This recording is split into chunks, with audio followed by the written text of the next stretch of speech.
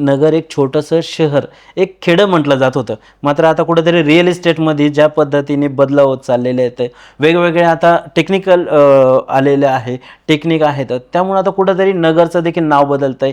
त्यामध्ये एपी इन्कॉर्पचा कशाप्रकारे एक इन्व्हॉल्वमेंट आहे, सहभाग आहे? आता नाव बदलतं हे जर तुम्ही सुरुवात केलं आहे तर तुम्हाला सगळ्यांना माहिती आहे, पहिले नगरची ओळख ही अहमदनगर म्हणून होती आणि आता जशी नगरची डेव्हलपमेंट होती तशीच अहिल्यानगर म्हणून त्याची ओळख ही झालेली आहे. ही सगळ्यांसाठी एक डेव्हलपमेंटचीच गोष्ट आहे.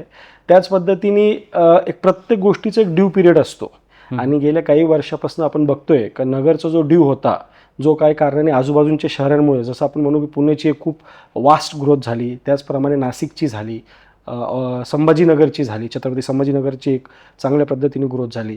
तर नगर ॲप्रोच वाईज जे काय आपलं एक ड्यू होतं ते कुठं ना कुठं आता रिअलायझेशन पिरियडमध्ये आलेलं आहे.